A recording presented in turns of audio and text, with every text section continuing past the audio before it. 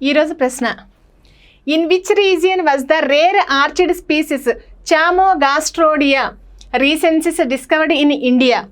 భారతదేశంలో అరుదైన ఆర్చిడ్ జాతికి చెందినటువంటి చామోగాస్ట్రేడియా రీకెన్సిస్ మొక్కను ఏ ప్రాంతంలో కనుగొన్నారు?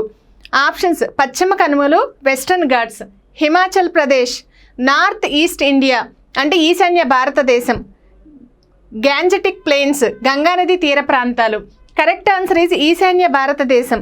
ఈశాన్య భారతదేశంలో ఈ ఆర్చిడ్ జాతికి చెందినటువంటి చామోగాస్ట్రేడియా రీకెన్సిస్ మొక్కను కనుగొన్నారు. ఎవరు కనుక్కున్నారు అనేసనంటే మిజోరాం మరియు మణిపూర్ విశ్వవిద్యాలయానికి చెందినటువంటి శాస్త్రవేత్తలు ఈ మొక్క జాతిని కనుగొన్నారు. ఇక్కడ ఉంది చూడండి ఒకసారి ఈ మొక్క జాతి. ఇది అంతా రెడ్ కలర్లోనే ఉంటుంది. ఎందుకు ఈ రెడ్ కలర్లో ఉంటుంది అనేసనంటే దీనికి కిరణజన్య సంయోగక్రియతో పనిలేదు, అంటే సూర్యరశ్మితో పనిలేదు. ఇది ఎక్కువగా తేమ ఎక్కువగా ఉండి హ్యూమస్ అధికంగా ఉండేటువంటి నేలల్లో మాత్రమే ఈ మొక్కను కనుగొంటారు.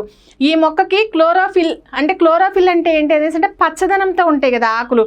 ఎప్పుడైనా సరే ఒక చెట్టు పచ్చదనంగా ఉండాలి అనేసి అంటే దానికి కిరణజన్య సంయోగక్రియ అవసరం. అంటే కిరణజన్య సంయోగక్రియ ఉంటే మొక్కలు ఎప్పుడు పచ్చగా ఉంటాయి. దీనికి కిరణజన్య సంయోగక్రియతో పనిలేదు, దీనికి ఆకులు ఉండవు. ఈ మొక్క యొక్క ప్రత్యేకత ఏంటి అనేసి అంటే దీనికి ఆకులు అనేవి ఉండవు. ఈ మొక్క ఆగస్టు నుంచి సెప్టెంబర్ టైంలోనేమో పువ్వులు పోస్తుంది. అంటే దీని నుంచి ఇక్కడ ఉన్నాయి కదా, ఇక్కడ ఇట్లా పువ్వులు పోస్తుంది. సెప్టెంబర్ నుంచి అక్టోబర్ టైంలోనే ఫ్రూట్స్ వస్తాయి. ఈ మొక్కకి ఏంటంటే పువ్వులు పూస్తాయి, కాయలు కాస్తాయి. దీనికి అవసరమైనటువంటి పోషకాలు భూగర్భ శిలీంధ్రాల నుంచి తీసుకుంటుంది. ఈ మొక్క చేరికతో ఈ జాతుల సంఖ్య 8కి చేరుకుంది. అంటే ఈ మొక్క చేరికతో ఈ జాతుల సంఖ్య ఎన్నికి చేరుకుంది అనేసి అంటే 8కి చేరుకుంది. ఈ మొక్కలు మనం ఇందాక చెప్పుకున్నాం కదా చాలా అరుదుగా కనిపిస్తాయి అనేసినండి.